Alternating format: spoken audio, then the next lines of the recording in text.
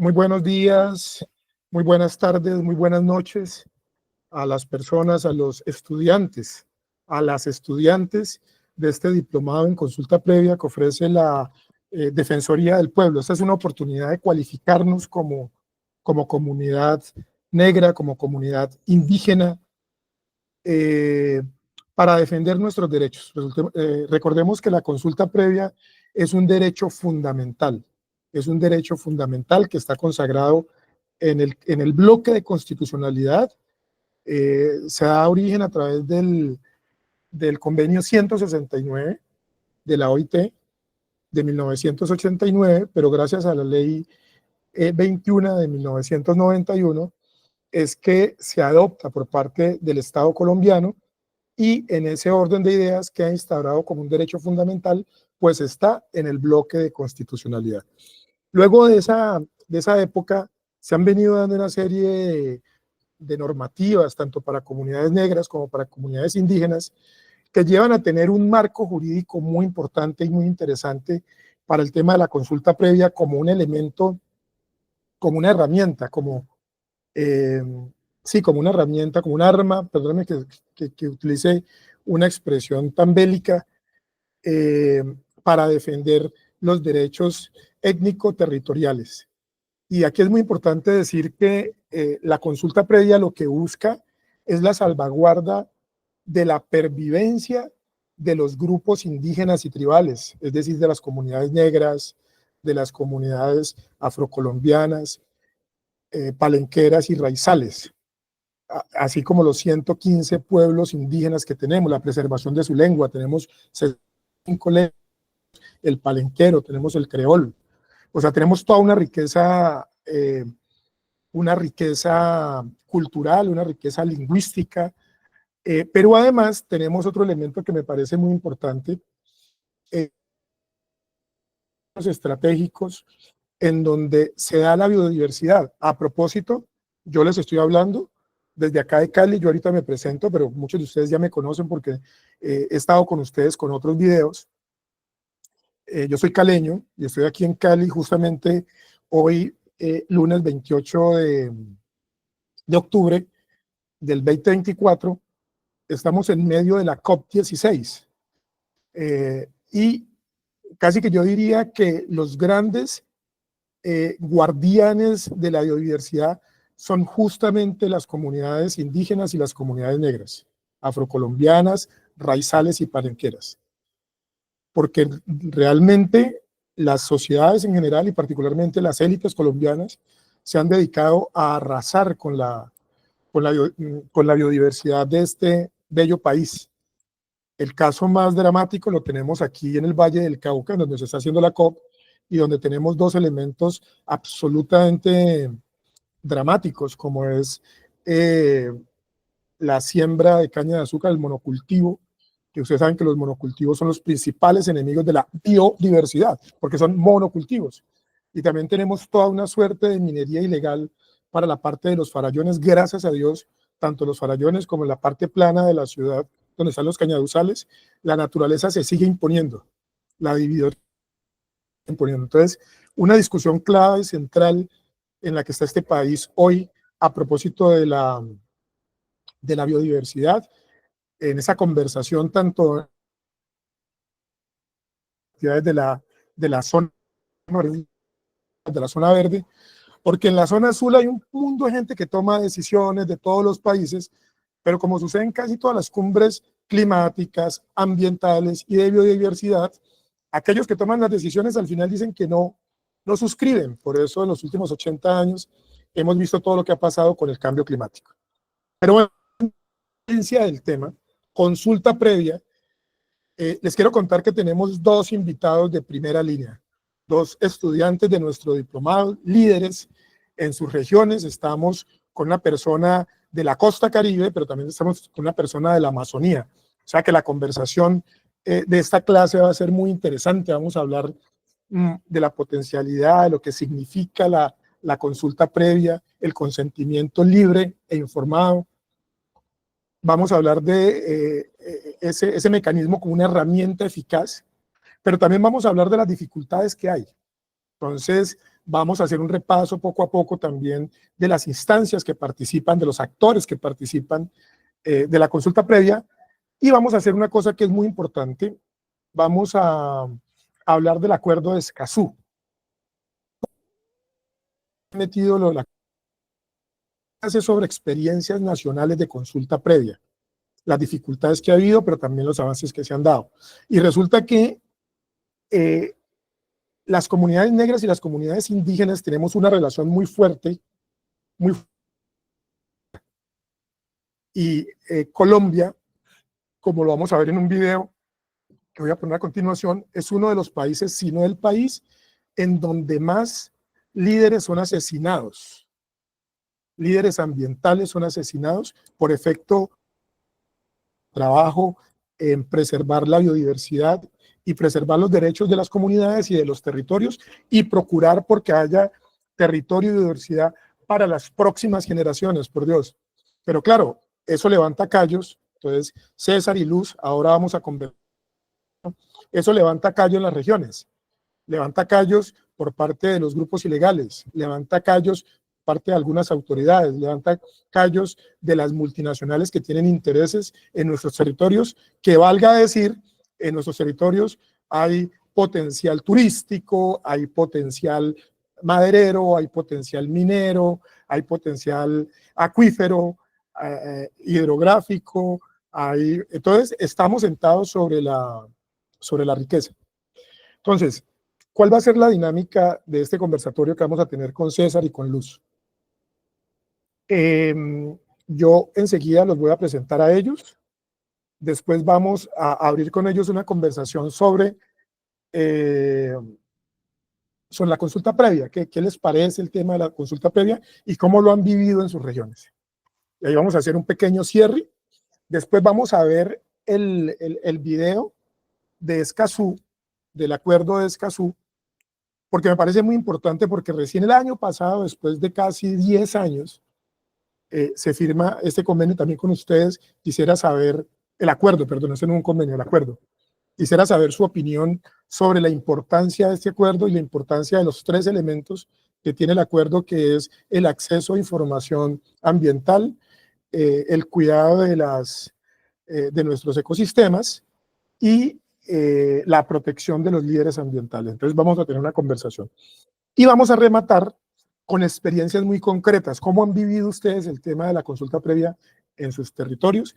Y vamos ahí, entre momento y momento, vamos a ir metiendo algunos temas que ya hemos venido trabajando durante todo el diplomado. Entonces, los actores que participan, los vamos a tocar ahí en algún momento. El proceso de la consulta previa, porque a mí me interesa remarcar y remarcar y remarcar algunos temas que me parecen importantes que ustedes tengan en cuenta. Bueno, nos acompañan hoy César Chindoy, es un estudiante de sociología, forma parte de la comunidad Inga, del resguardo Yunguillo de Putumayo, y él nos va a hablar de toda esa experiencia allá en Putumayo. Yo tuve la oportunidad de estar hace 15 días en Mocoa como paraacadémico, estuve en la plena Amazonía disfrutándomela. Entonces, César, es muy bueno tenerte aquí. Me gustaría que saludaras a los estudiantes. Si puedes abrir la cámara, te agradezco, si no, no hay ningún problema. Te escuchamos. Bueno, hola, profe, ¿qué tal? Muy buenos días, hola compañeros también. Bueno, pues el profesor ya me presentó, entonces aquí estaremos para aportar desde lo que sabemos, pues ya estaremos dialogando más adelante. Muchas gracias, César.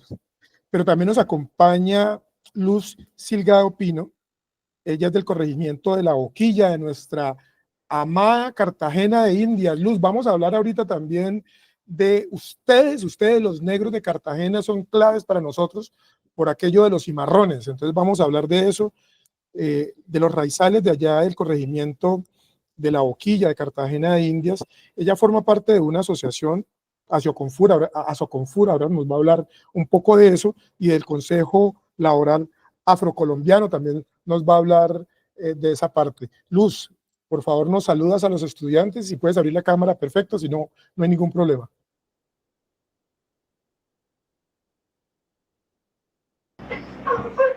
Buenos días. Mi Buenos nombre días, es Luz. Silvia Pino, del corregimiento La Boquilla, Cartagena de Indias.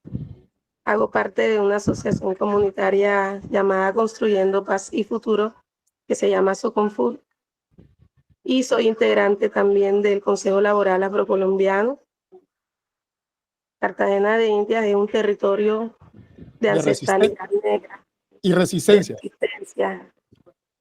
Y aquí era que llegaban los esclavos, los venidos, la migración transatlántica, y se repartían al resto del territorio de Colombia. Incluso hay un santuario en San Pedro Claver, que fue el defensor del otro bando, del bando de los blancos, de los derechos humanos de nuestros ancestros negros. Y seguimos en pie de lucha, porque todavía sufrimos discriminación, vulneración de derechos, exclusión social. Y desde el Consejo Laboral Afrocolombiano se defienden esos derechos. Hoy hubo una protesta en la vía Mamonal porque la atunera de Vikingo, de atunes Bancán, lo que consumimos muchos colombianos a diario, están violentando los derechos humanos laborales de las personas que van a mar, los marinos, en esos barcos que tienen largas jornadas, y les niegan la pensión, le niegan los derechos laborales, le niegan el derecho a sindicarse, los despiden injustificadamente cuando alzan la voz. A las mujeres vimos el caso que les ponen incluso hasta pañales, porque si paran el turno en que están laborando, las sancionan o les descuentan del salario. Entonces esos son atropellos a los derechos humanos y son trabajadoras y trabajadores negros, porque los negros seguimos siendo la mano de obra de muchas empresas en Colombia, porque no hemos tenido el acceso a capacitación, a educación. Entonces es un restablecimiento, estamos luchando por el restablecimiento de los derechos, a pesar de que estamos en el siglo XXI. Pero Vale. sigue pasando, y hoy hubo una protesta. Ya va a haber ahora en las horas de la tarde una mesa de concertación, porque para que no siga pasando este atropello a la violación de los derechos a los trabajadores y trabajadoras de aquí, de la zona de Mamonal. Es para que ustedes lo sepan, porque a veces pasan las cosas aquí en el territorio y mucha gente lo desconoce, no sabe, porque los medios de comunicación en su manipulación no lo muestran. Entonces es un llamado, compañeros, para que nos sigamos apoyando y para que sigamos levantando la voz de protesta.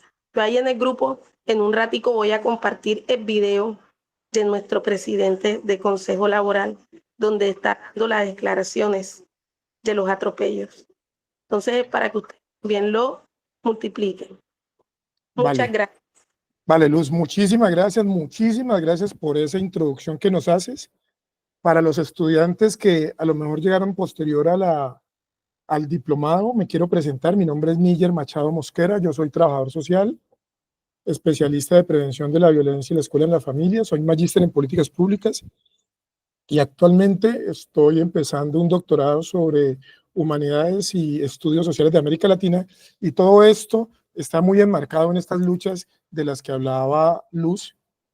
Y yo quisiera, a propósito de lo que planteó Luz, y si me lo permite César, yo quisiera que arrancáramos con un pequeño video que yo creo que a Luz le va a sentir, lo va a sentir y le va a sentar muy bien, como una pequeña introducción, porque hay mucha gente que dice que no, que lo que pasó, que la esclavitud ya no existe, que lo del 12 de octubre, que vinieron los españoles, fue a a liberarnos, a conquistarnos, a traer el idioma, la cultura, la religión, y resulta que sabemos qué fue lo que pasó. Entonces, si ustedes me permiten, vamos a arrancar con un pequeño extracto, no lo vamos a cantar, a poner todo, pero como que quede ahí antes de hacerle la pregunta a los compañeros.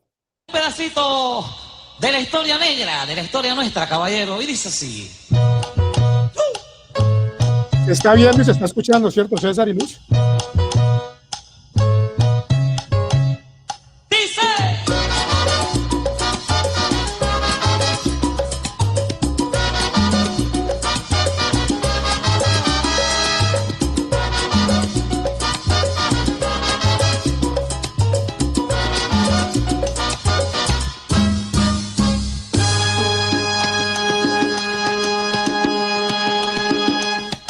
En los años 1600,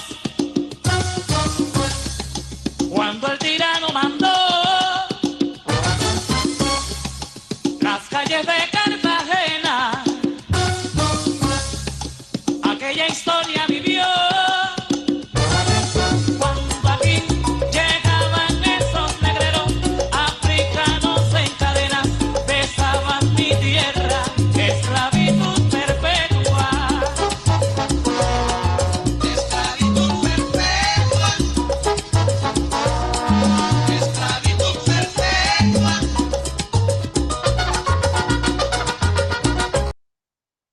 Entonces, fíjense cómo el Joe es capaz de plantear incluso dos elementos. Por los años 1600, y después habla de esclavitud perpetua, bien lo planteaba Luz. Hay otras formas ahora de esclavitud, pero no olvidemos también el tema de los indígenas, ¿no? Los indígenas en Colombia, justamente la trata transatlántica de afrodescendientes, de negros y de negras, se da justamente porque fue un holocausto, fue un genocidio de 8 millones de seres humanos que cometieron los europeos a su llegada en la invasión que hicieron de América. Entonces ahí vemos cómo el sufrimiento de los dos pueblos se entrelaza en una misma historia.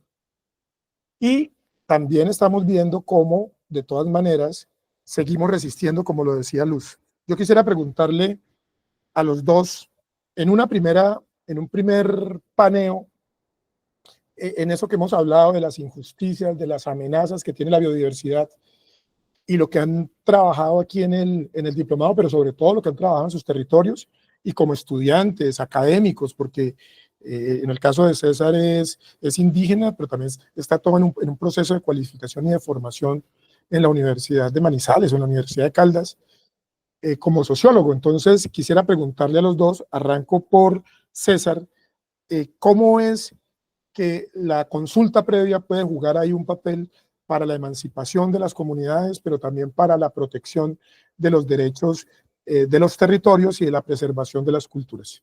Tiene la palabra, César.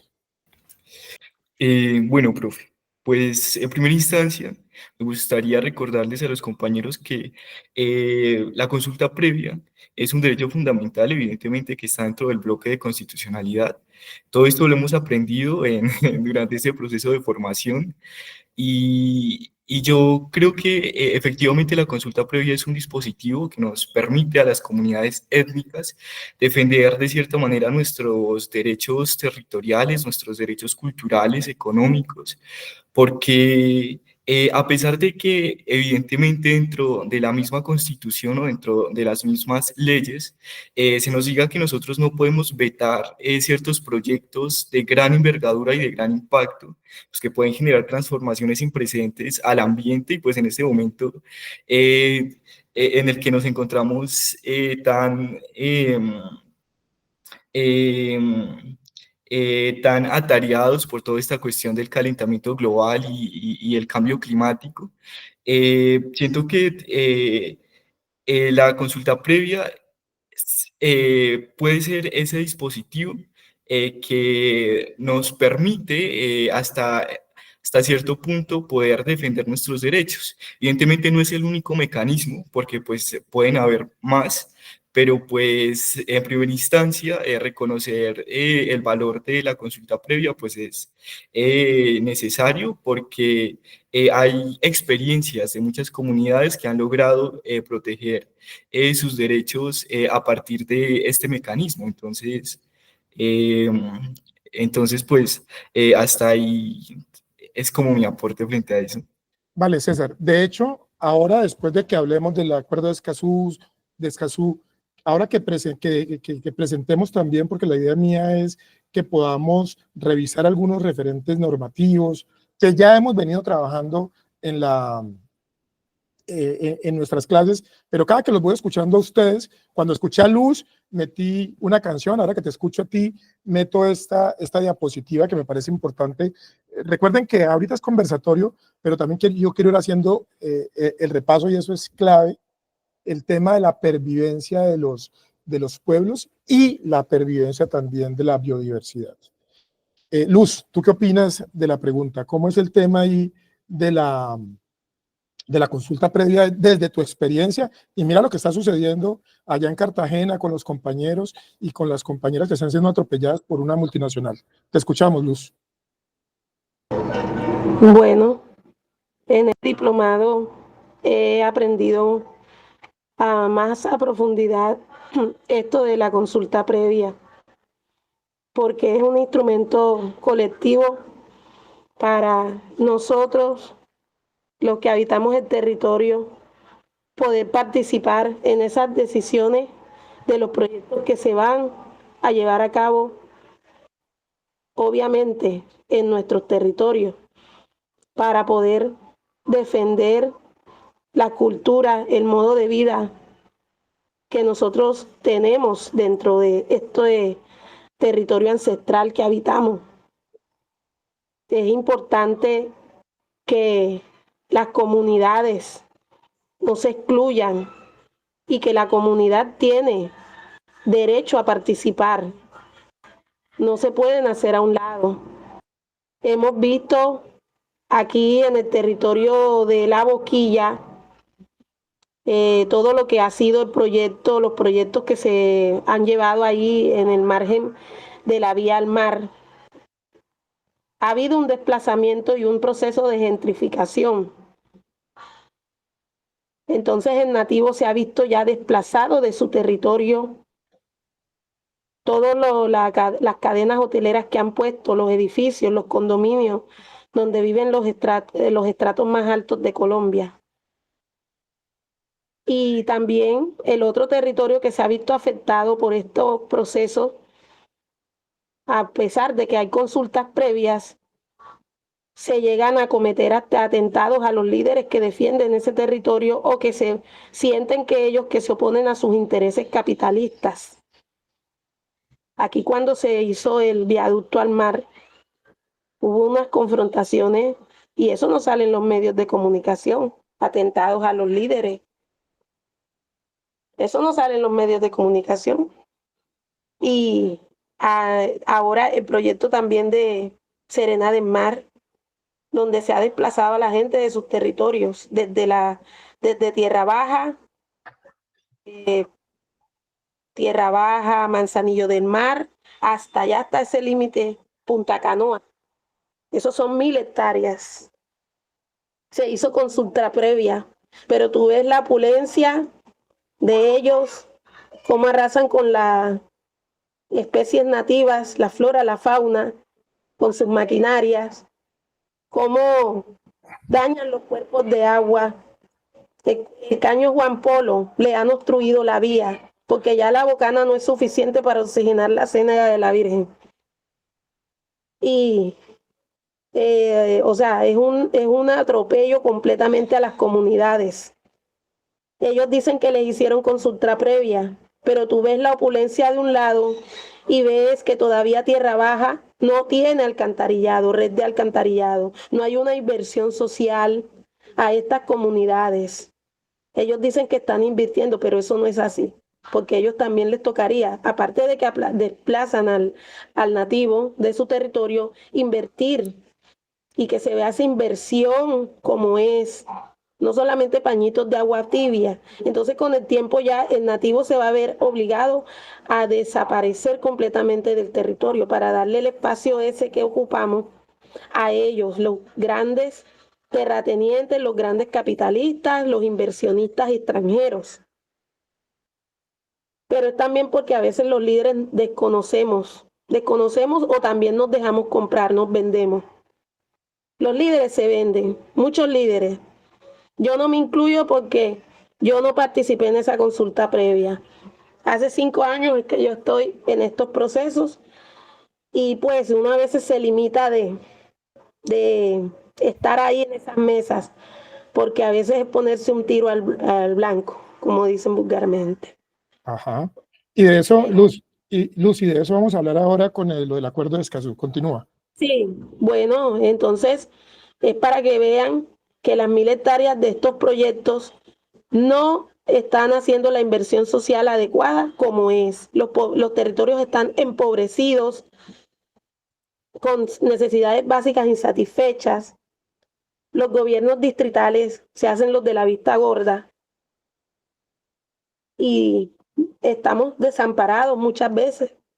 Necesitamos a veces no solamente que, o sea, las leyes están, pero no se están aplicando porque nosotros no tenemos el recurso ni el potencial económico.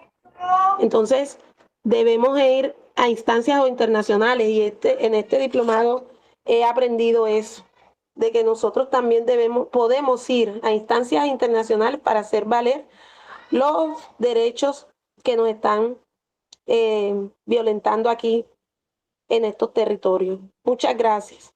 No, gracias a ti, Luz. Nos has dado unos elementos muy importantes, al igual que César, en donde ustedes están planteando un tema que es central. Por un lado, César nos habla del cambio climático y todas las afectaciones que hay en el medio ambiente. Quisiera que ahora incluso nos pudieras ampliar eso, César, en términos de lo que pasa allá en la Amazonía, allá en Putumayo, en todos esos departamentos de la Amazonía, Caquetá, Putumayo, Amazonas propiamente, porque ahí hay una cantidad de megaproyectos económicos grandísimos que a veces hasta cuentan con la complicidad o con la anuencia de ciertos niveles del Estado. Por otro lado, Luz, clarísimamente, hay una vulneración permanente y hay un atropello permanente a la consulta previa. Recordemos dos elementos aquí para la clase relacionados con estas experiencias que nos están contando. Luz, primero, recuerda que hay un debido proceso. En la clase que tuve ayer, una clase sincrónica que tuve ayer, una inquietud que tenían los líderes es que, ¿qué pasa? Porque es que hago la exigencia de que se lleve a cabo la consulta previa. Ese es un buen primer paso. A veces no la dan, a pesar de que hay una afectación. Hay unas condiciones para que se den la consulta previa y a veces no se da. Pero a veces, como lo plantea Luz, se da la consulta previa, pero se incumple. Y vuelve y juega. Recordemos 3 temas claves. El primero, la consulta previa es para la defensa de los derechos colectivos de las comunidades étnicas en el contexto de un diálogo cultural. Miren lo que hay ahí en la presentación. Es un diálogo cultural que nos lleva justamente a interactuar con otros. En este caso, es muy importante porque la consulta previa lo que busca es garantizar la participación real de las comunidades, mi querida Luz. Muy importante esa parte. En segundo lugar, es proteger la integridad física, étnica y cultural. Si la gente que ha participado en estas experiencias que nos ha relatado está en riesgo su vida, ya sea por amenazas o ya sea por las condiciones de vida, porque no cumplieron con tener un acueducto adecuado, tenían que haberlo hecho. La pregunta, y ahorita me aclaras eso, si tú conoces de esa experiencia, si eso quedó claramente en el acta de protocolización, porque recordemos que hay una fase, una etapa de la consulta previa que es el seguimiento, que es muy importante. Y la consulta previa no se cierra hasta que el 100% de los compromisos y los acuerdos no se han dado. Ahorita vamos a ver esa diapositiva. Y el elemento de la determinación de la afectación que puede tener esa obra, ese proyecto, esa actividad, esa iniciativa legislativa. ¿Para qué? Pues, Luz, escúchame esto, para mirar cuáles van a ser las medidas de prevención, mitigación, corrección, compensación. ¿Me entiendes? Y eso se tiene que dar, o si no se está incurriendo en un delito. Como bien tú lo decías, hay por lo menos 3 elementos que quisiera aquí, antes de pasar a que revisemos el tema de Escazú. El primer tema, mi querida Luz, mi querido César, pasa por la formación. Nosotros tenemos que formarnos muy bien en estos asuntos. Luz, César, tenemos que ser expertos en consulta previa. Segundo, tenemos, como lo planteaba Luz, tenemos que ser éticos. Hay mucha gente por allí negociando las consultas previas para beneficio personal y no colectivo. Y tercero, tú nos abres un camino que me parece muy chévere, Luz, la denuncia internacional.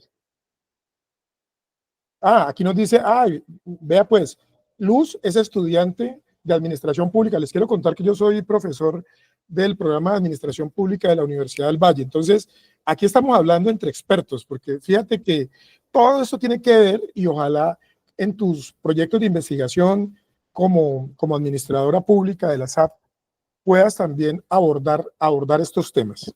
Entonces, fíjense cómo este diálogo nos conlleva a que la defensa de los derechos tiene que ser una defensa persistente.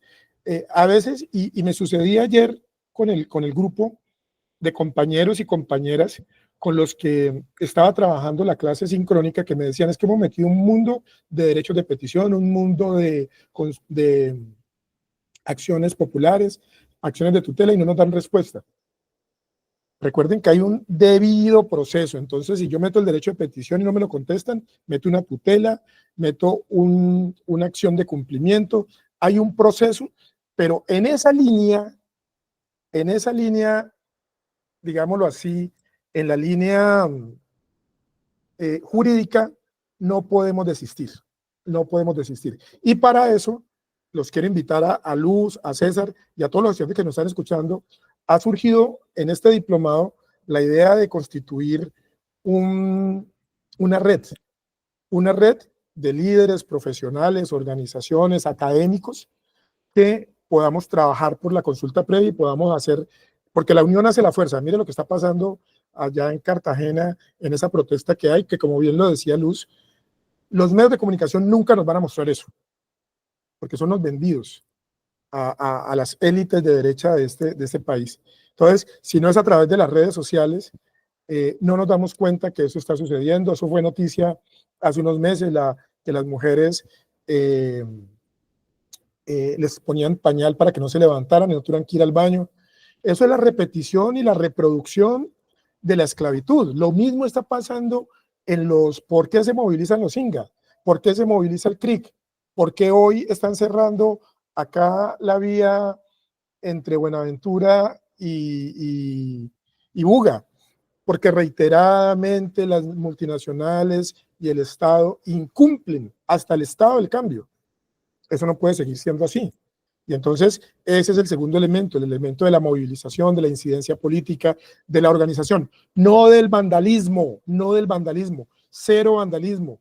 La protesta, la movilización social es un derecho que está en la normatividad colombiana. Lo que no está en la normatividad colombiana y es un delito es el vandalismo, es atentar contra otras personas en la medida de las posibilidades, no va a afectar la movilidad, porque ese es otro derecho. Entonces estamos entre los colombianos enfrentados entre dos derechos.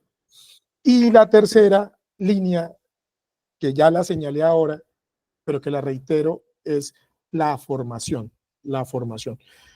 César y Luz, los invito a que veamos un primer fragmento de un video sobre el tema del acuerdo de Escazú. Y quiero que tomen nota para ver ustedes qué les parece, pero también para que nos cuenten, o más bien para que sigamos en este conversatorio de lo que ha venido sucediendo allá en los territorios, que ya bien Luz lo decía, que hay amenazas, pero ya tenemos un instrumento que nos permite contrarrestar ese tema. Por favor, me confirman si se escucha el video y si se ve bien. Me lo confirman por el chat, por favor.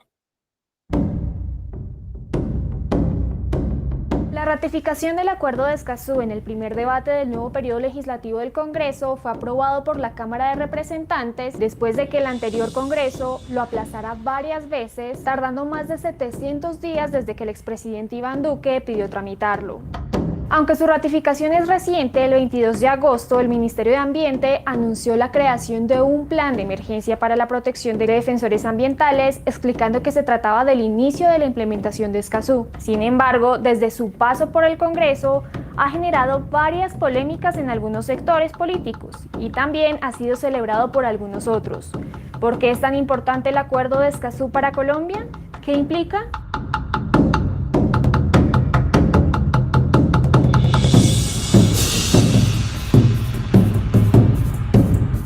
En 2021, la ONG Global Witness concluyó que Colombia era el país más inseguro para líderes ambientales. Ocupamos el deshonroso primer lugar en el mundo en número de líderes ambientales asesinados. Solo desde la firma del Acuerdo de Paz en 2006 hasta septiembre del 2021 fueron asesinados 611 líderes ambientales según Indepaz. 332 eran indígenas y 75 afrodescendientes, 179 eran líderes campesinos y 25 eran activistas ambientales. Y en todo 2021 fueron asesinados 33 líderes ambientales en Colombia. Además de ser uno de los países del mundo con más asesinatos a líderes ambientales, tenemos más de 152 conflictos socioambientales por megaproyectos, polémicos para la conservación y para el bienestar de las comunidades en los territorios, como proyectos minero-energéticos, agroindustriales y de infraestructura. Con este panorama es que el Acuerdo de Escazú entra a Colombia y tiene 3 objetivos principales. Primero, el acceso oportuno y comprensible a la información ambiental, por ejemplo, sobre los proyectos que pueden afectar a ciertas comunidades y sus territorios. Segundo, la participación pública de todos los actores en las tomas de decisiones en materia ambiental. Tercero, las garantías de acceso a la justicia para los defensores ambientales. Para entender mejor el alcance que este acuerdo tiene en el país, en El Espectador consultamos a 2 expertos quienes nos explicaron cómo es que el acuerdo plantea una serie de consensos regionales entre los 24 países que lo firmaron en 2018 y cómo sería su aplicación en Colombia. Implica la constitución de una serie de instrumentos, de funciones generales. Cada país tendrá que adoptarlo y lo adopta de acuerdo a su jurisprudencia, a su aparato institucional particular y por supuesto a los conflictos ambientales que se presenten en cada país para poderlo desarrollar, para poderlo implementar. Entonces, estas organizaciones, Naciones Unidas en particular y la CEPAL de forma más específica, han venido dando como los lineamientos en términos de cómo se implementa, cómo se define este gran acuerdo para dar una visión amplia de un instrumento de intervención pues poderosísimo en América Latina. ¿Cuál va a ser el ejercicio entonces? Tomar la reglamentación de Escazú, tomar la reglamentación que existe en Colombia y hacer un vínculo. ¿Cuál es más garantista y cómo fortalecemos? ¿Qué encontramos nosotros en los estudios que hemos hecho? Que el problema no es tanto de estándares generales, que pueden ser algunos más rigurosos en Colombia, sino de nivel de especificidad. En Colombia no hay normas tan detalladas en materia ambiental sobre acceso a la información. El Acuerdo de Escazú nos da 31 estándares y los lleva a la parte ambiental, entonces nos habla de información sobre contaminantes, etc.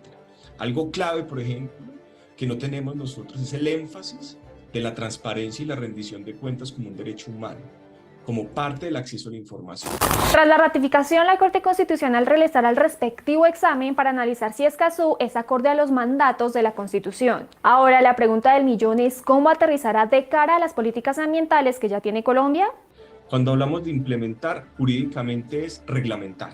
¿Cómo lo vamos a desarrollar? Es decir, el Acuerdo de Escazú nos establece unas bases, 63 estándares, estándares jurídicos, y a partir de esas bases centrales, ¿cómo vamos a reglamentar temas fundamentales asociados a sectores? Eso es como la idea que que ha surgido dentro de la Alianza por el Acuerdo de Escazú en Colombia, y es que la mejor manera puede ser, y es propuesta también de la clínica, reglamentarlo en sectores específicos. Entonces puede estar el sector de organizaciones de la sociedad civil, el sector de minería de hidrocarburos, el sector de transporte, así, por sectores. Esta puede ser una buena alternativa de reglamentación. ¿Cuándo hay que empezar? Ya. El Acuerdo de Escazú es el primer instrumento internacional para América.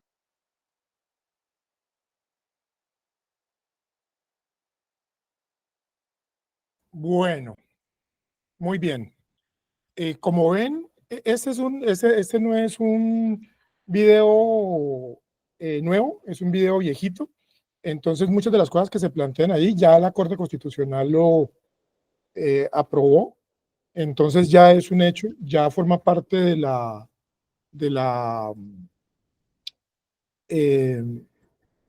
ya forma parte del bloque de constitucionalidad. Entonces, ya podemos decir que efectivamente estamos, ya como lo decía el profesor, en fase de implementación.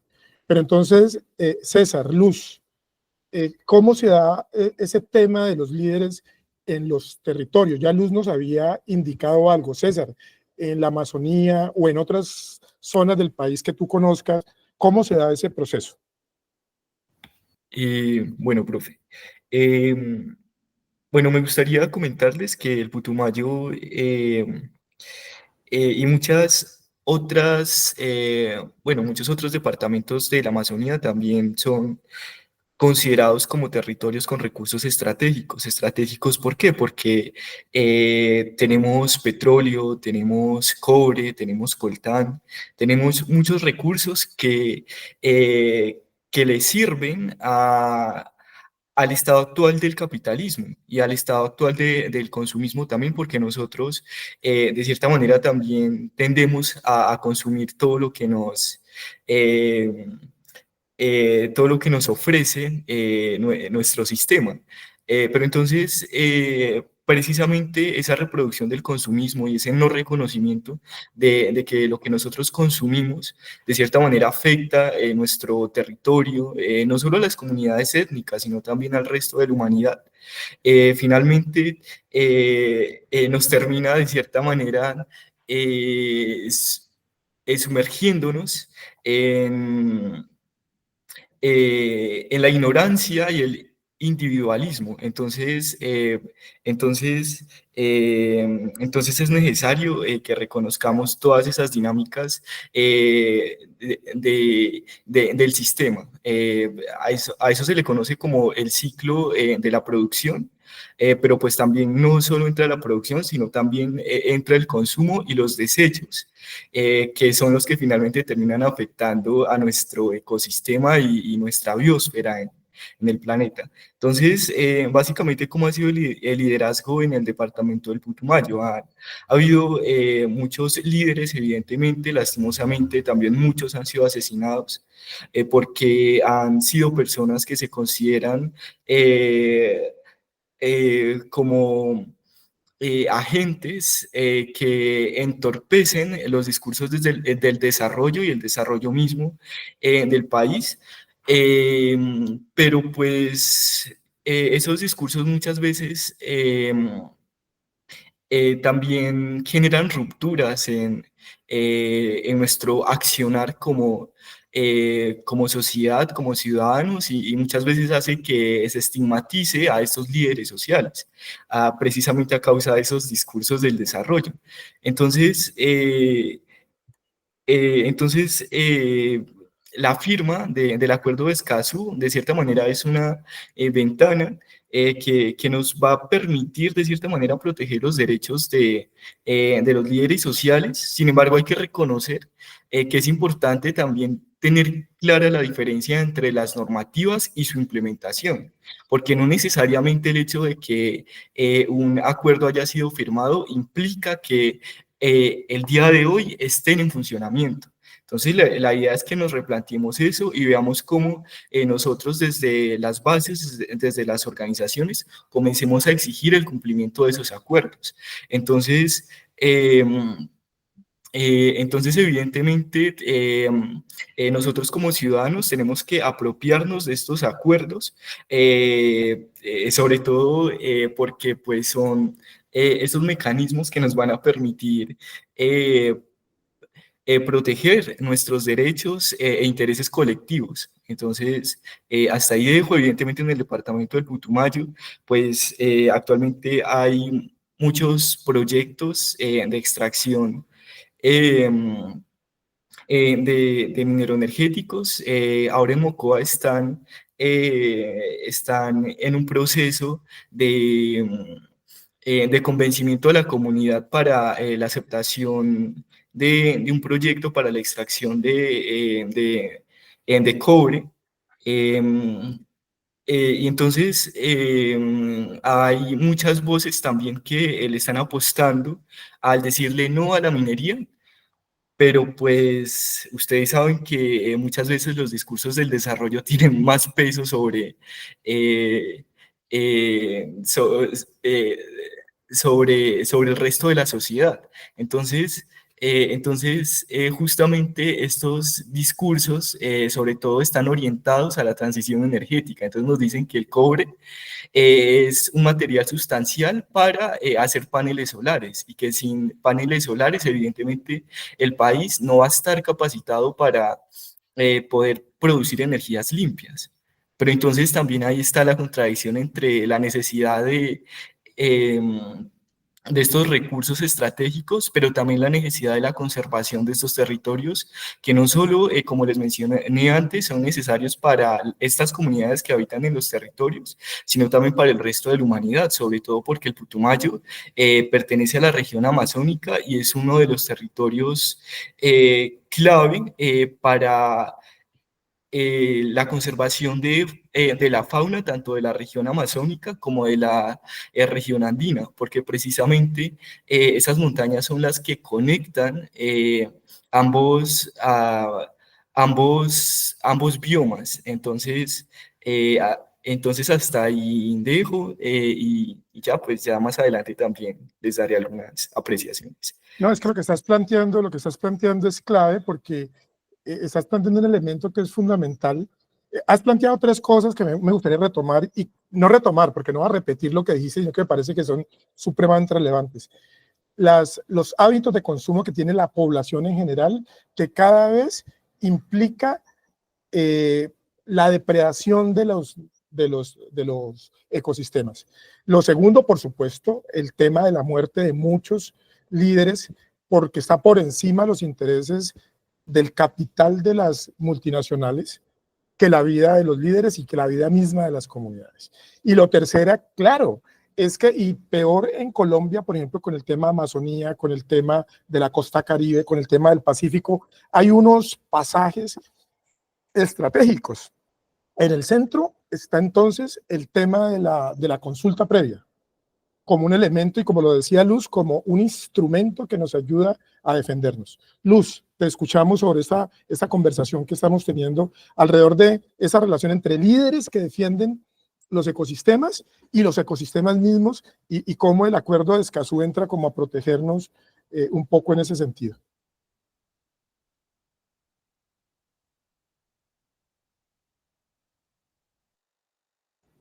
Luz, abre el micrófono.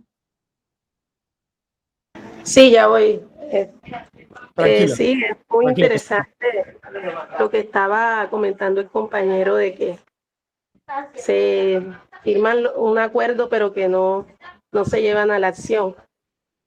Entonces esto de Escazú es muy importante porque ayuda a la preservación de la riqueza de la biodiversidad que tenemos en nuestro país. Aunque ahí vi en los medios de comunicación incendiarios de que estaban diciendo de que Petro había firmado el acuerdo de Escazú y que esto iba o es perjudicial para los campesinos y para las personas que dependen de la explotación de esto de la minería informal, que ya no van a tener ese acceso a los recursos. O sea que siendo colombianos, ellos no van a tener acceso a los recursos. Y es una manera también de manipular las mentes de las personas, porque el futuro es la preservación biológica, la preservación de la riqueza que tenemos nosotros, porque si no conservamos la Amazonía, si no conservamos los páramos, ¿de dónde vamos a tener esa riqueza hídrica que hemos tenido y que se la hemos cedido a las multinacionales?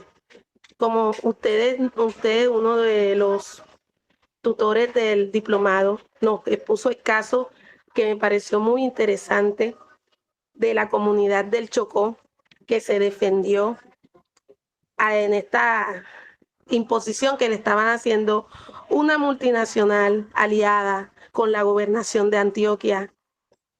Entonces eso es un tema súper interesante. Mis ancestros son del Chocó y el Chocó es un departamento que, a pesar de que tiene tanta riqueza, está empobrecido porque nada más es explotación. La esclavitud sigue siendo perpetua en el Chocó. Entonces también es una venta que hacen de los territorios. Se vende en el territorio, así como pasó con África, que se lo vendieron los europeos, se lo repartieron. Asimismo querían hacer con el páramo de Santurbán, desmontar. Ahí decía la noticia, van a desmontar el páramo de Santurbán, un páramo en donde nace el agua, donde nacen los ríos. Entonces una cosa es transgreden a las comunidades por sus intereses económicos. Y admiro mucho a los Kogi allá en la Sierra Nevada, porque ellos sí se han hecho valer en su territorio. Ellos dicen, vamos a hacer una limpieza de nuestro territorio y no queremos en estos días, tantos días, prohibida el turismo. Y ellos hacen valer su territorio. Entonces así es que deben ser las comunidades indígenas, hacer valer su territorio. Y la consulta previa lo dice, las comunidades aisladas y con poca comunicación, los indígenas, ellos tienen todo el derecho porque la ley los ampara. Y así debería ser también las comunidades étnicas, reconocernos esos derechos, de que si no queremos nadie externo en nuestro territorio, no lo pueden invadir. Pero las leyes no se están cumpliendo. Nada más se firman los acuerdos. Ojalá que el acuerdo de Escazú sirva de mucho y que usted nos oriente mucho más a profundidad en todo lo que implica el acuerdo, que no solamente sea porque ellos nada más incendian y dicen, no, les van a prohibir esto y esto y esto, pero no se sabe, es el fondo del acuerdo de que es la preservación biodiversa de Colombia y que la COP ha sido el evento más importante en los últimos 20 años que ha tenido Colombia, y ha sido la participación más importante porque se le está dando a Colombia el reconocimiento de esa riqueza en flora y fauna, de esa biodiversidad biológica, cultural y de esa participación que han tenido las comunidades étnicas indígenas, africanas y asentadas en el territorio, de preservar la riqueza biológica que tenemos nosotros aquí. Entonces ha sido un reconocimiento esto de la COP16 y felicito al gobierno actual por eso, porque se ha preocupado por dar ese lugar y de defender estos territorios y esa riqueza biodiversa que tenemos. No cualquier país tiene la riqueza que tiene Colombia. Y deberíamos sentirnos más orgullosos y defender mucho más todos los colombianos esto que tenemos aquí. Que no es decir que en 50 años vamos a decir, ay, se perdió el río Magdalena porque dañamos su nacimiento allá en el páramo de las Papas. Entonces, muchas gracias. No, gracias a ti. Además, acabas de mencionar una cosa que es absolutamente clave, mi querida Luz, y es el tema de los medios de comunicación. He escuchado como unas 4, 5, 6 noticias cuando uno revisa el celular, en donde dicen que no, que la COP es fue un fracaso porque no vino en algunos países, que no vino Lula, como queriendo los medios de comunicación vendidos a las élites, vendidos a las multinacionales, decir que aquí no pasó nada. No, la reflexión que estás dando es una reflexión muy profunda, muy profunda. Pero segundo, lo que tú planteas que es clave con lo de Escazú, claro, son los medios de comunicación los que distorsionan el tema de los beneficios que va a traer para las comunidades. ¿Cómo así que a la luz del acuerdo de Escazú ya no va a haber más minería tradicional?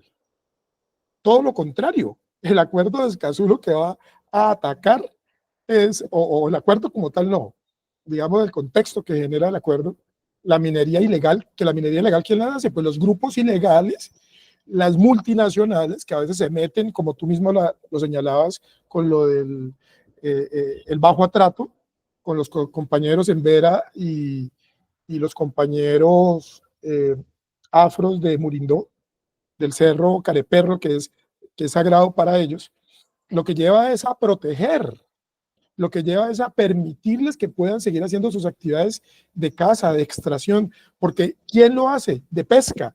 ¿Quién lo hace de manera sostenible? Pues justamente son las comunidades, no las multinacionales. Por eso a ellos lo que les interesa es generar esta distorsión, porque los primeros que comenzamos a estar en contra de las medidas que nos favorecen son justamente a veces las personas más pobres y las personas más vulnerables y vulneradas.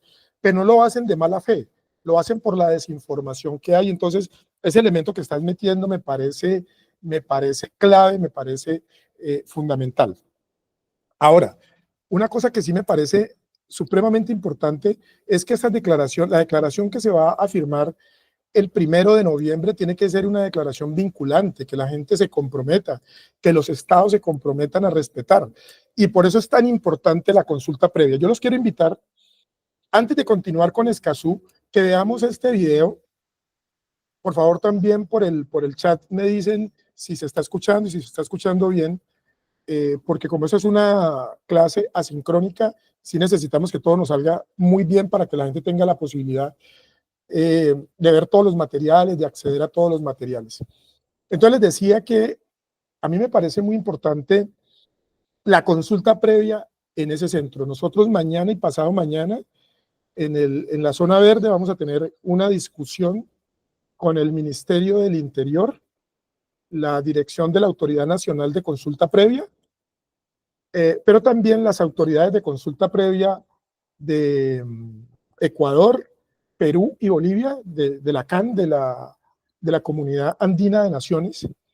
Y en el pabellón azul, en la zona azul, el día 31, también se va a presentar, en donde vamos a conectar 3 elementos: consulta previa, biodiversidad y paz. Entonces, para que estén muy presentes, yo voy a tratar de hacer llegar los documentos. Es una reunión, las 3 reuniones son reuniones internas, pero nos sirven mucho, como decía Luz, para seguirnos formando en este tema. Ahí hay la idea de generar una escuela andina de consulta previa, una escuela de formación para que hagamos esto que estamos haciendo en este momentico, de formar a un gran contingente de personas para que puedan con todos los elementos defender la consulta previa. Entonces, los invito a que veamos el video, y después del video espero las reacciones de ustedes, y como ya son las 11:15, al final vamos a ver otro pedacito del video de Escazú, aunque ya vimos lo principal, la parte principal del video, y así vamos cerrando este conversatorio que nuevamente, antes de terminar, quiero agradecerles. Me confirma si se está escuchando y si se está viendo.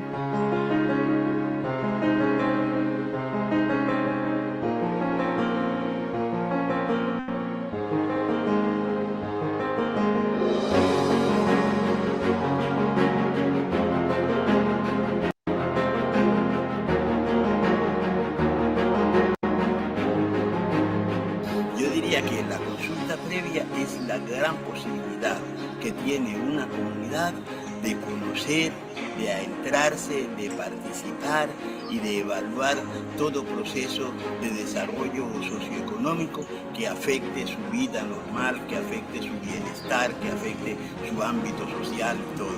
Ese es el proceso de participar activamente en los procesos de desarrollo y socioeconómico que se den en la comunidad. Consulta previa es definir, decidir si determinado proyecto es beneficio tanto para su comunidad como para la nación. La consulta previa es un derecho fundamental, que es la oportunidad que nos ha dado el Estado Social de Derecho, las leyes de acá, para poder defender nuestro territorio. Consulta previa es la forma que tenemos todas las comunidades afrodescendientes e indígenas de poder exponer y hacer resaltar nuestros derechos ante cualquier empresa o megaproyectos que vayan a salir al lado de nuestros territorios.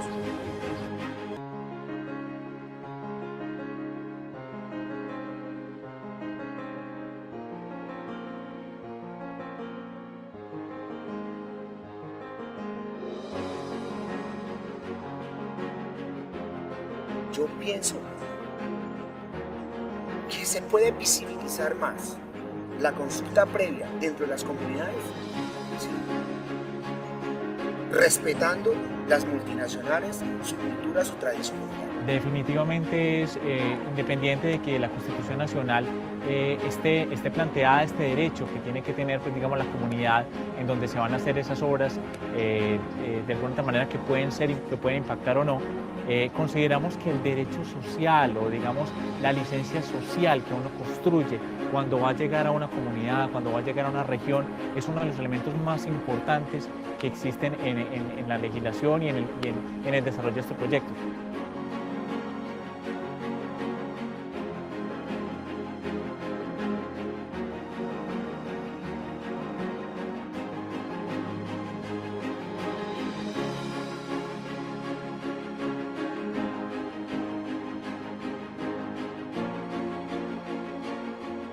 Porque es algo nuevo que estamos aprendiendo y estamos llegando al hecho, como se dice, aprender una consulta previa y tener nosotros, no venir el municipio o otra entidad a negociar directamente con una empresa, sino nosotros directamente con la empresa, con presencia del ministerio y de otras entidades públicas al frente de la consulta. Que va por buen camino y creo que el ministerio ya ha ido comprendiendo la importancia de tener una unidad seria, responsable, conocedora del tema y que realmente haga valer y prevalecer esos derechos de las comunidades étnicas en torno a la consulta previa.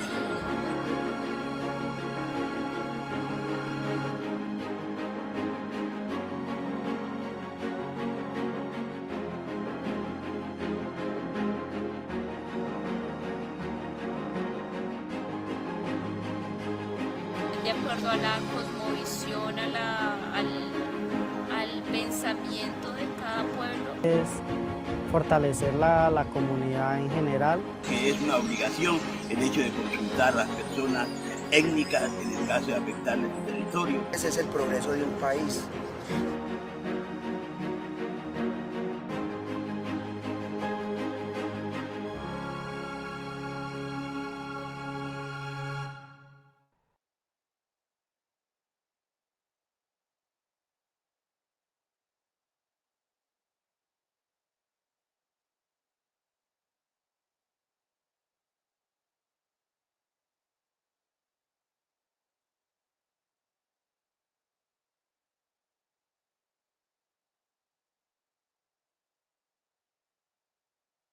Hola, hola, hola.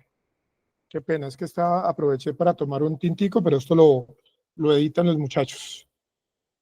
Como se pudieron dar cuenta, y hay una perspectiva muy interesante de la consulta previa. Y fíjense que lo más importante de esa perspectiva es que están todos los actores. Ustedes recuerdan que en la introducción yo les decía que me parecía muy importante que repasáramos a esos actores que hay en el proceso de consulta previa. Ahí hay una persona de ISAGEN, hay una persona del gobierno, hay una persona de comunidades negras, hay una persona...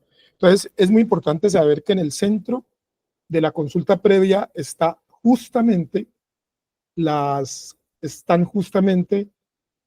comunidades, están en el centro. Pero normalmente hay quien solicita la consulta previa porque está interesado en desarrollar un proyecto. Entonces, es lo que se llama en el marco de la Directiva 08 del 2020, que es una directiva presidencial que establece como la metodología y el proceso de implementación de la consulta previa como tal. Entonces plantea que hay una categoría que es la entidad promotora o la entidad que ya sea pública o privada, que es la que va a solicitar que se haga la consulta previa porque es la que está interesada en hacer el proyecto. Y por otro lado está el Estado. Entonces está la comunidad, la entidad que también puede ser estatal, pero que es la que solicita, y está el Estado representado en el Ministerio del Interior y particularmente la dirección de la Autoridad Nacional de Consulta Previa, que son quienes hacen todo el proceso, primero de definición de la procedencia, determinación de la procedencia, si procede o no procede consulta previa. Segundo, la coordinación de todo el proceso. Tercero, la preconsulta, que es coordinar, saber cuáles son los actores que hay que invitar, lo de la traducción, etcétera. Después viene propiamente la consulta, que es determinar los impactos, y finalmente la fase de seguimiento, ¿vale? Entonces, como ustedes vieron, en el video se plantean cosas muy interesantes, ya no desde aquí, desde la academia, sino desde los territorios propiamente. De hecho, hay otro video que no vamos a alcanzar por tiempo a ver en esta clase asincrónica, y es específicamente cuando los indígenas dicen es que la consulta no se hace con personas, la consulta se hace con los territorios porque las personas formamos parte del territorio. Eso me parece muy bello. O lo que estaba referenciando Luz en relación a lo que sucedió en Mandé Norte, en el Bajo Atrato, donde esta compañía que tú refieres, la Mining Company, aliada en ese momento con el Ministerio del Interior y Justicia, pretendió, al igual que como lo comentaba César, allá hay coltán, allá hay platino, allá hay plata, allá hay oro, allá hay riqueza hídrica. Entonces ellos querían hacer una suerte de exploración y explotación, y rapidito, el gobernador de Antioquia de esa época, de por allá del 2004, 2005, dijo, hágale, y no solamente le hizo su aprobación por 30 años, sino 30 años prorrogables, es decir, prácticamente le entregó a una multinacional durante 60 años la explotación de los recursos naturales. Eso a mí me parece la cosa más abrumadora y más terrible del mundo. Entonces, ahí es donde aparece, como lo decía ahora César, el tema que es lo estratégico, y lo estratégico de nuestros territorios es que estamos sobre sitios muy importantes que tienen recursos naturales muy importantes. Entonces, retomando ese elemento, mis queridos compañeros, ¿cuáles han sido, a su manera de ver, que ustedes hayan conocido, hayan escuchado o hayan vivido una buena práctica de consulta previa? O que dentro de estos procesos ustedes digan, alcanzamos tal cosa, no necesariamente de consulta previa, sino de reivindicación cultural. Si quieren, arrancamos esta vez por Luz y después escuchamos a César. Aquellas prácticas culturales de la lucha que ustedes digan, logramos algo, logramos avanzar en algún tema, ¿vale? Yo creo que las prácticas culturales, aunque no es acá en el territorio donde yo habito, lo que mencioné anteriormente, lo que hacen los compañeros indígenas en la Sierra Nevada de Santa Marta, que ellos han defendido su territorio, y cuando quieren hacer como unas limpiezas que ellos hacen. Está prohibido el acceso a los espacios de turismo en la sierra. Entonces eso me parece que es importante, ese reconocimiento y que ellos han tenido y que se han preservado, porque ellos son aparte una comunidad, digamos, entonces les dan sus derechos y no los pueden como que violentar en eso, o sea que ellos se han hecho valer y eso es admirable para mí. Eso me parece fundamental porque recuerden que lo que está en juego en este momento es la pervivencia de los grupos. Entonces, justamente lo de Mande Norte, pero también hay cosas que se hacen por acá abajo en San Agustín, que se han intentado hacer obras y temas como turísticas e intervienen más bien espacios sagrados, espacios de pagamento, espacios, o cuando se hacen en un momento en donde se está en la siembra o en la cosecha. Me parece muy importante esto que está refiriendo, porque el argumento no es solamente un argumento concreto de defender un territorio, digámoslo así, físico, así como lo planteaba la diapositiva que presenté antes, que busca preservar la integridad física, pero también simbólica y cultural del territorio. Lo que tú dices, Luz, me parece de la mayor importancia, porque fíjate cómo ahí ya hay un tema muy importante, y es el tema de la cosmovisión que tienen los indígenas y que tienen las comunidades negras. El caso de Murindo, el caso de los arhuacos, el caso de los compañeros en La Guajira, es una defensa, porque es una defensa integral, ¿no? A veces desde el occidente se piensa no, es que ellos quieren que no les contaminemos el río, entonces no les vamos a contaminar el río. Pero es que no es solamente el río, es la relación que tienen con el río. No solamente es el cerro, es la relación que tienen con el cerro. Recuerden que tanto el sol como la luna como la tierra están integrados a toda la dinámica cotidiana de las comunidades negras y de las comunidades indígenas. Nosotros los negros nos orientamos por la luna, y los indígenas para la siembra, para hacer algunas cosas, para el matrimonio, para hacer algunas ceremonias, para llevar a cabo algunas actividades, para llevar a cabo algunos negocios, porque además nos ha funcionado, es el conocimiento tradicional y ancestral, ¿vale? Entonces, César, te escuchamos. A ver, para contarles una buena práctica también que se ha desarrollado en el departamento del Putumayo, justo cuando estaba en grado noveno, se comenzó a estructurar una escuela de formación en gobernanza territorial indígena, en donde tuve la oportunidad de participar. Y en ese escenario logramos intercambiar saberes, no solo saberes desde la academia, sino también saberes desde la vivencia de las comunidades indígenas. Entonces, evidentemente, logramos identificar muchos casos de comunidades indígenas que tenían procesos de agencia milenarias, porque eran territorios precisamente con esos recursos estratégicos como el petróleo, y que se habían enfrentado precisamente a esas multinacionales a través de muchos mecanismos, entre ellos la consulta previa, pero también mecanismos espirituales. Mecanismos espirituales. No sé qué pasó, César, se nos fue tu voz, pero estabas diciendo una cosa muy chévere de la escuela de formación en la que participaste cuando eras adolescente, pero se nos fue un poquito tu voz. No te estamos escuchando.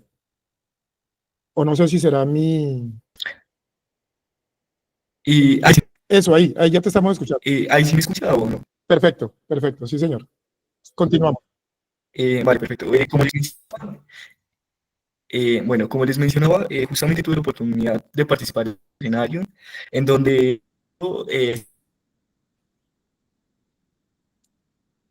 recrear experiencias de comunidades indígenas que tenían procesos de reafirmación de su liderazgo milenarios. Entonces, conocimos casos de compañeros cofanes en el Bajo Putumayo que habían logrado generar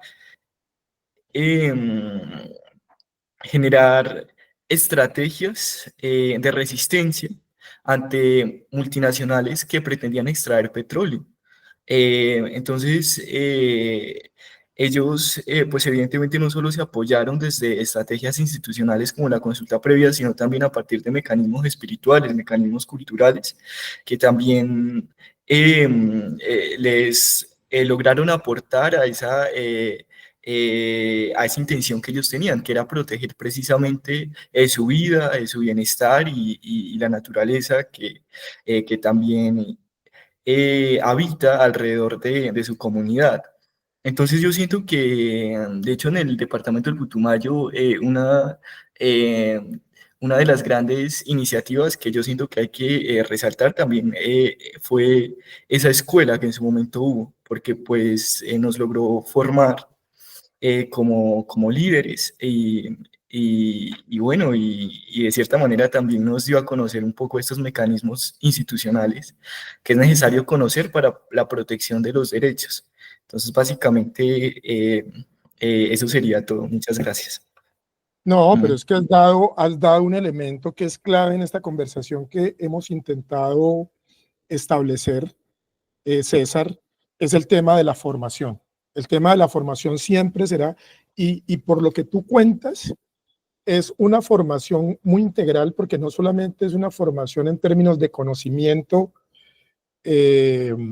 académico, sino que tú referencias a una cosa que es clave, y cuando hemos estado por allá por Putumayo, cuando hemos estado en el Cauca, cuando hemos estado en La Guajira, cuando hemos estado en el Chocó, hay un elemento permanente que está presente en las comunidades indígenas y en las comunidades negras, es el tema de la armonización.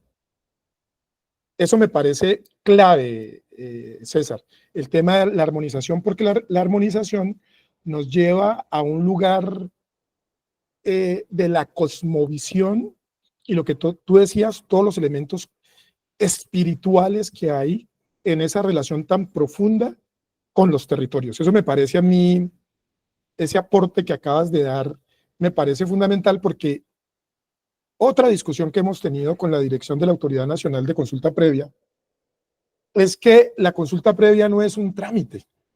Es probable que para un funcionario de una multinacional, para un funcionario del gobierno, para un funcionario del gobierno nacional o del gobierno local, regional, sea un trámite. Ay, me mandaron allá a hacer una comisión, entonces yo voy 3 días y regreso a mi casa. Sí, pero tenemos que ir cambiando esa cosmovisión, la palabra no es cosmovisión, esa concepción que tenemos de la consulta previa como un trámite burocrático, para llevarlo por lo menos a pensarnos la consulta previa como un proceso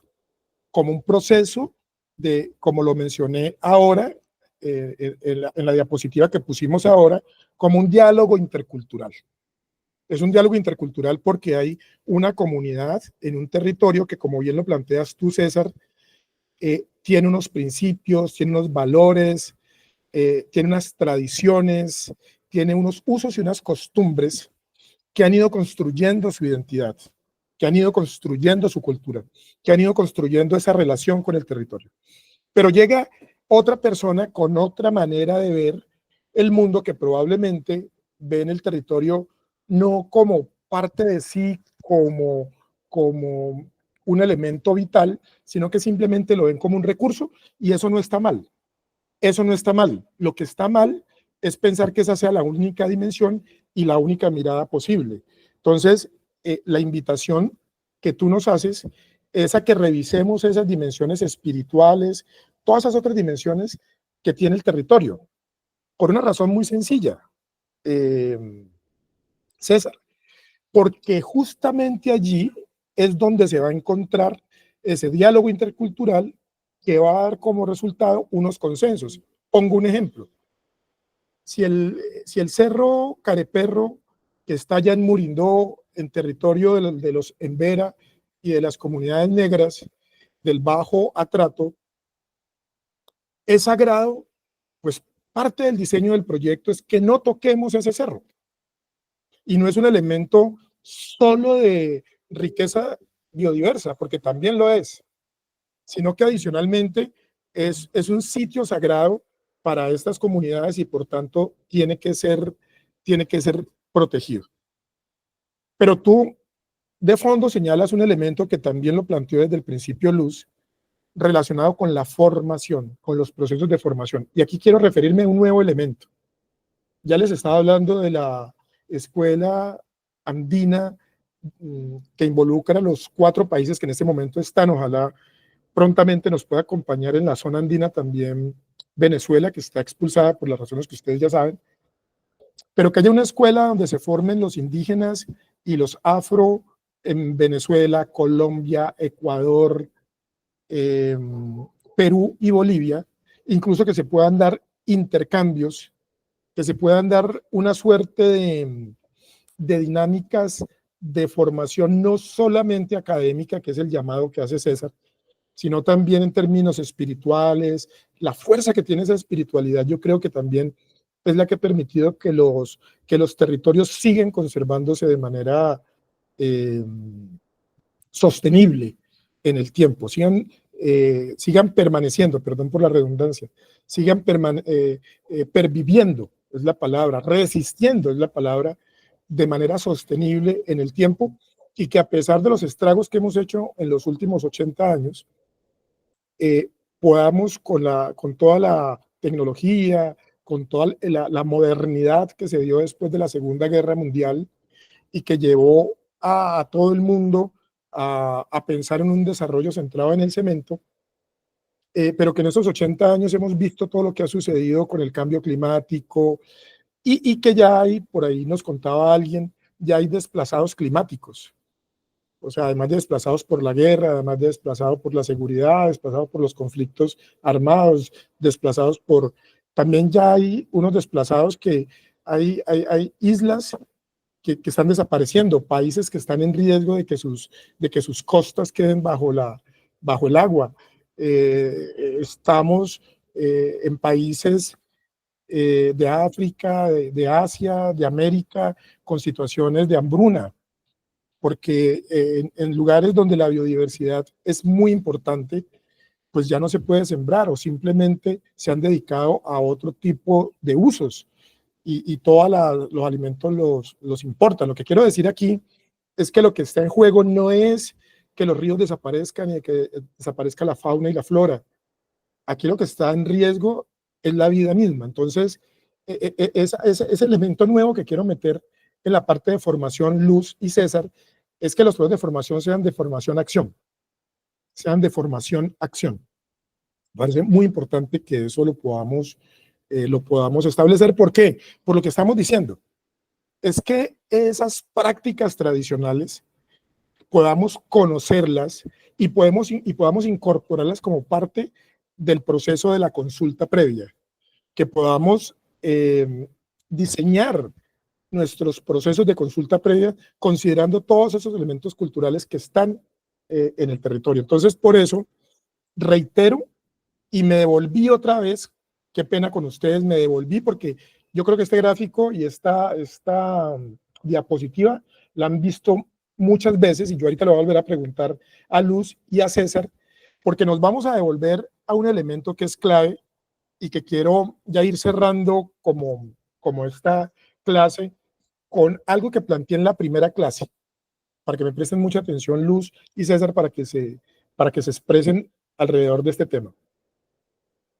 Por allá, después de la Segunda Guerra Mundial, en la segunda posguerra, en todo el proceso en donde Europa y Japón y muchos países de Asia y de África estaban prácticamente destruidos por los bombardeos, se desarrolla especialmente en Europa, para que vean el racismo y el clasismo, porque lo que se recuperó fue Europa.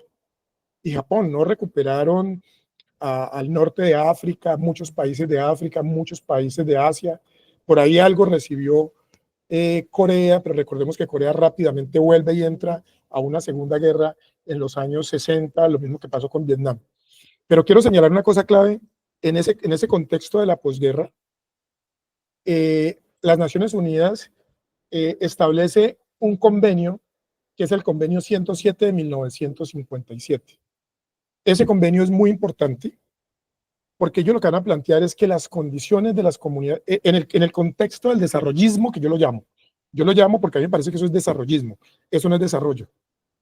Y ya van a saber por qué, porque ellos lo que decían es que las comunidades negras y las comunidades indígenas, por ahí en la década de los 50, estaban viviendo muy mal. Entonces, que lo que necesitábamos era mejorar la calidad de vida de estas comunidades y traerlas a las ciudades y traerlas al modelo de desarrollo que teníamos nosotros, en un enfoque en el que si usted está en el río, si usted está allá en La Boquilla, si usted está allá en Putumayo, usted no está desarrollado. Si usted está en el Pacífico, no está desarrollado. Si está en el Amazonas, no está desarrollado. Usted está desarrollado cuando está aquí en la mole de cemento. Entonces, el convenio 107 de 1957 de Naciones Unidas, lo que planteaba era la integración a la sociedad capitalista de las comunidades indígenas y tribales. Esa es la definición que se daba. De hecho, muy en consonancia con una ley, que es la ley, creo que es la ley 89 de 1890, o la ley 90 de 1889 del siglo pasado, finales del siglo antepasado, perdón, en donde la concepción que tenían los legisladores a finales del siglo XIX en Colombia era que los indígenas eran unos salvajes. Hasta hace 12 años apenas se derogó esa ley. Entonces, fíjense la concepción que había. Estamos hablando de la década de los 50. 4 décadas después, en la década del 80, aparece el 169, que es el que están viendo allí. El convenio 169 de 1989, donde la OIT plantea una nueva perspectiva. Y dice, bueno, pero un momentico, o sea, ¿qué está pasando con los grupos indígenas y tribales? ¿De qué viven? ¿Cuáles son sus modelos productivos? ¿Cómo son sus modelos organizacionales, organizativos? ¿Cómo están resolviendo sus necesidades? Porque la única versión que había era la versión capitalismo de la extracción y la deforestación total. Entonces van a decir, ojo, ahí tenemos que proteger los derechos de las comunidades. Y entonces aparece el convenio 169 estableciendo un mecanismo que es la consulta previa. Fíjense este planteamiento que van a hacer, denme un minutico, fíjense este planteamiento tan importante que va a ser, voy a plantear 2 elementos para que ustedes, ya para la palabra a ustedes para ir cerrando. El primer elemento es consultar a las comunidades mediante procedimientos apropiados. Por eso les decía yo que en estos más o menos 35, 40 años, tenemos un marco jurídico, técnico, de guías, de directivas, de procedimientos muy adecuados, que los tenemos que ajustar, porque como lo decía Luz ahora, a veces nos maman gallo con ese tema, disculpen la palabra coloquial. Y en particular a través de sus instituciones representativas, a través del cabildo, a través de los consejos de gobierno, pero ojo, no solamente los consejos de gobierno, porque a veces, como bien lo señalaba Luz, muchos de esos no representan, sino que se representan a sí mismos. Y voy a leer la frase para dar la palabra a ustedes dos. Arrancamos con César y después escuchamos a Luz. Se basa en el respeto de las culturas y estilos de vida de los pueblos indígenas y tribales y reconoce su derecho a definir sus propias prioridades para el desarrollo. Eso nos va a plantear el 169 y ahí va a abrir todo un espectro en donde para la pervivencia de los grupos. Entonces, los escucho ya en este cierre, nos quedan unos 10 minutos para cerrar esta clase asincrónica. Entonces, Luz, te escuchamos sobre esta diapositiva y qué te parece, y ya como unas conclusiones finales de esta clase en la que aprovecho para agradecerte tu presencia y tu participación.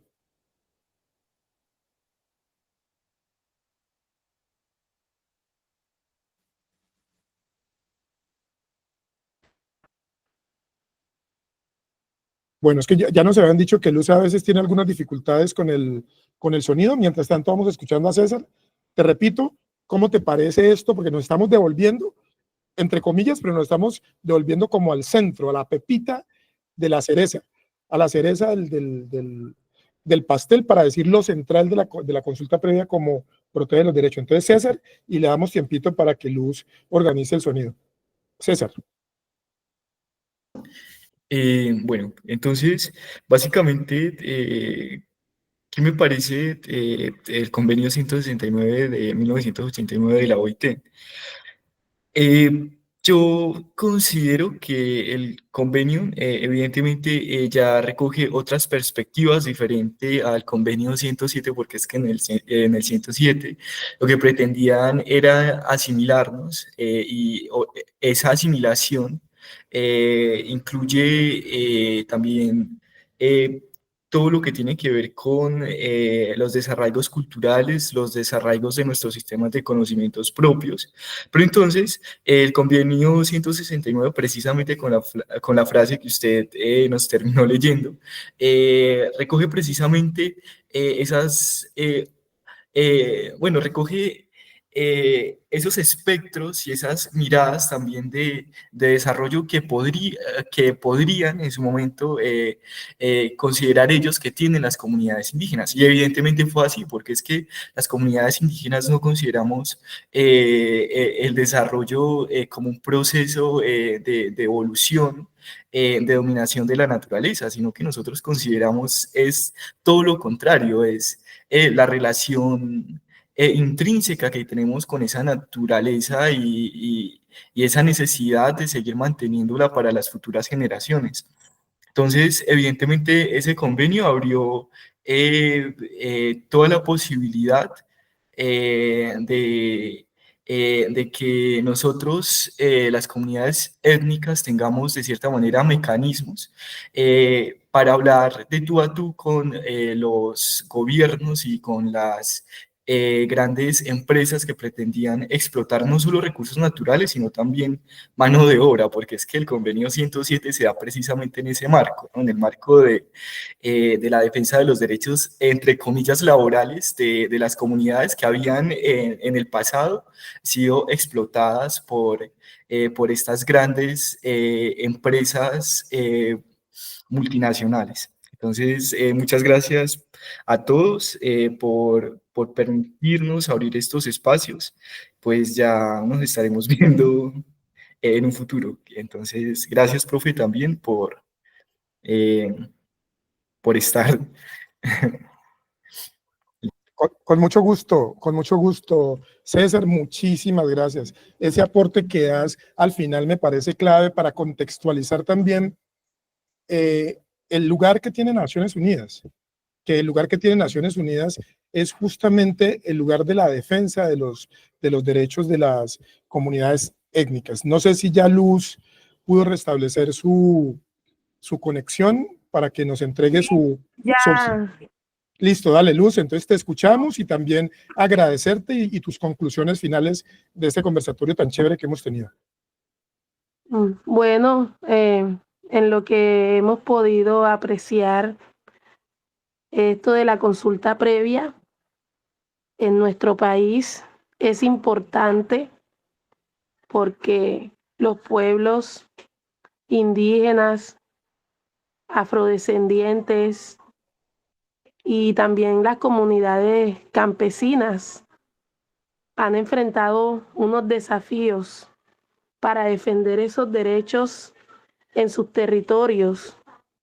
Y la consulta previa es una gran herramienta porque ayuda a garantizar esa defensa de los derechos para la justicia social, para la justicia ambiental.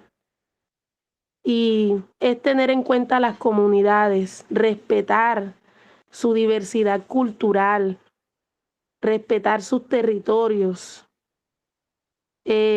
porque no solamente es tenerlo en los trámites administrativos, en el papel, sino que es para llevar a la práctica, para llevar al diálogo, para llegar a un consenso para garantizar ese reconocimiento de los derechos colectivos de las comunidades, porque tenemos derecho con la consulta previa a decidir sobre nuestro futuro en el territorio, nuestro futuro en la defensa de los territorios ancestrales, en la defensa de la cultura y la protección, lo más importante, a esa biodiversidad.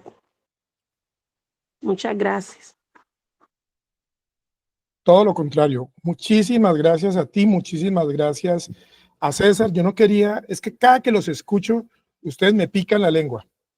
Entonces, muchas gracias por haber estado en esta clase asincrónica. Me parece muy acertado lo que hicieron los coordinadores, el doctor Oscar Fuentes, de pensar en un cierre del diplomado con una clase en la que los protagonistas sean ustedes, los estudiantes, porque los estudiantes que están en este diplomado, y todos los estudiantes no son tabula rasa, son personas que tienen unas experiencias, las cuales queremos conocer, las cuales queremos que enriquezcan este ejercicio. Entonces, quisiera simplemente cerrar esta